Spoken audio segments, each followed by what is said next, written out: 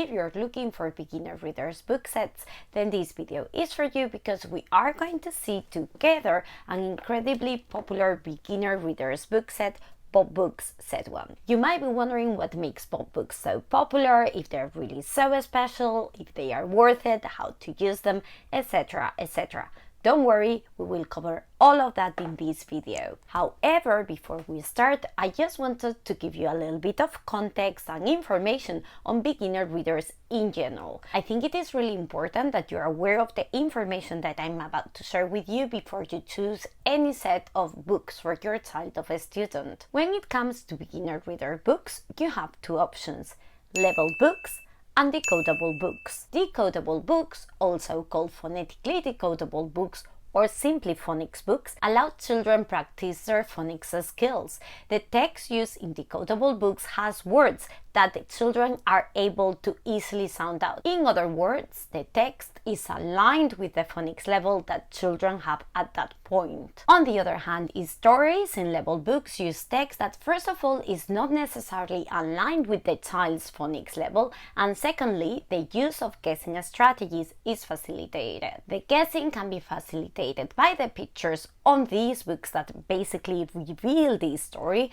or just by how predictable the text is. So while on the surface they may look very similar, big letters and some pictures, there are some substantial differences, as you have just learned. Basically, the key question that I think you have to ask yourself is, do you want your child guessing, or do you want your child sounding out words and decoding? If you want to know even more about this, I suggest that after watching this video, you watch this other one. Don't worry, I will also leave you a link to that other video on the video description. So, coming back to Pop Books Set 1.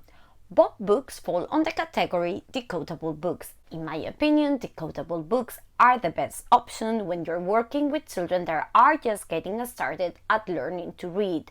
They don't have to be pop books, by the way. I'll just use them today as an example because they are so extremely popular. In my opinion, what's important though is that whatever set you decide to go for, that they are good quality decodable books. By the way, on the video description, I have also left you a link to an article on our blog that includes a super comprehensive list of good quality decodable book options in case you want to see what else is available. Okay, now that you've got all the necessary context and information on beginner readers books and how they work, let's see them in action and review Pop Books Set 1. Let's get started. So this is the set. It comes in a nice box, as you can see, and when we open it, we find 18 little books like this one and a parent-teacher guide booklet. From book 1 all the way up to book number 12 over here, we are introducing sounds gradually. So the books only use simple words that contain the sounds that we've learned so far. From book 13 all the way up to book number 18, we find more stories with all of these sounds that your child already knows, giving your child more opportunities to actually practice his sounding out skills. Let's see how all of this is put into practice. So this is book number 1.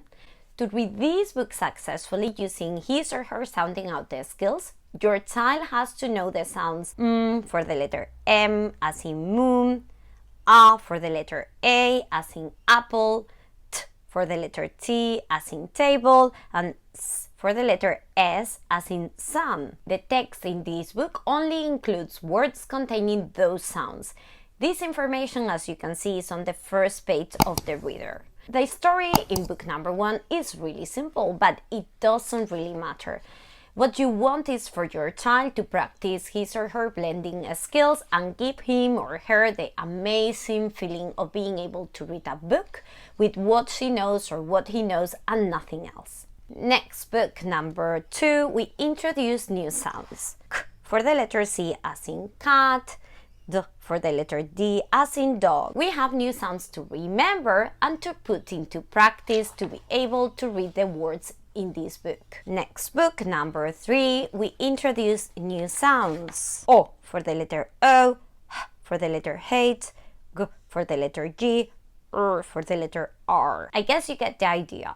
By reader number 12, we have already introduced the most common sound for each letter in the alphabet, and we are able to read phonetically, not relying on clues, not guessing by looking at pictures, more complicated stories. Look, this is an example of the type of books that your child will be able to read by the end of this set. Socks the fox. Socks the fox. Socks was a fox. Socks saw a hen. Yum yum. Socks hid, but the hen saw socks. The hen met a rat. Run rat. The rat met a cat. Run cat. The cat met a dog. Run dog.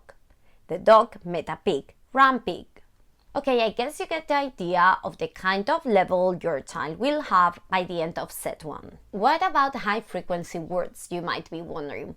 Well, if the high frequency word is phonetically decodable, as actually most of them are, with the phonics level that your child has got at that point, you'll just find them used sparingly throughout these stories. So your child can simply sound them out rather than forcing him or her to memorize them. If the high frequency word is irregular, meaning that it cannot be sounded out easily, either because it follows phonics rules that are way too advanced for a beginner reader, or it simply doesn't follow the rules, then in general they are not gonna be used in these books. However, I have found a few exceptions. For instance, on is used on the first book already, which at that moment is a side word for your child because he or she doesn't know the sound of the letter O. The is already used in book number 3, the cat, and has also used in book number 3. That is okay. There are really very few, and the ones that are used are extremely common. Take the word there, for instance. It is the #1 word on the ranking of the most commonly used words in English.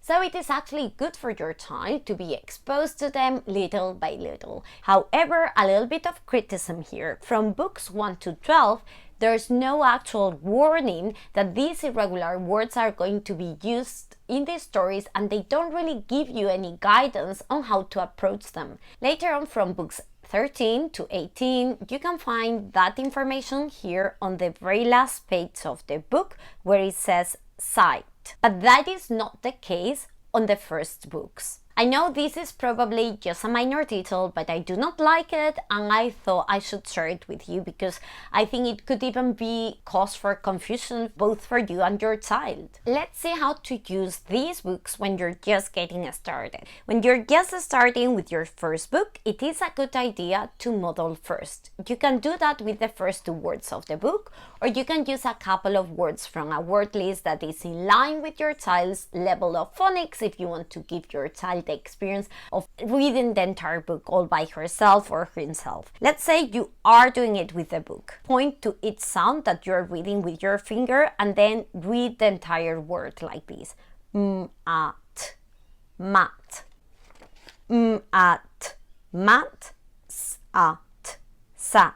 Notice that I am pointing to each individual sound and not each individual word. There is actually a different way to go about this when you're starting out, and this is actually the way that is suggested on their parent tips booklet. What they say to do is to actually cover the ending of words so your child gets to focus only on the first sound. So here in this case we cover at, leaving just the letter M visible. Once your child has sounded out the letter M, we uncover the next letter and you get your child to sound it out. Ah. Then we uncover the next letter and you get your child to sound it out. T. We say the 3 sounds individually a couple of times. At. At. Then faster. At. Then faster, at. Then faster, mat.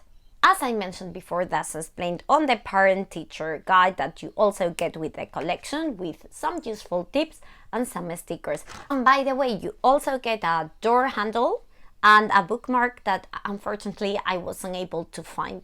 It must be somewhere in my house. If you are convinced that you want to go ahead and buy this set, I have left you a link on the video description to get them from Amazon. Since I am part of their associates program, if you buy from this link, Amazon will share a small commission with me. So if you were to buy, I would highly appreciate if you could use that link, but obviously there's no obligation. If you're not 100% convinced and prefer to look at other options, remember you have a link to an article on our blog with a super comprehensive list of good quality decodable books. Thanks so much for watching, bye and see you on the next video.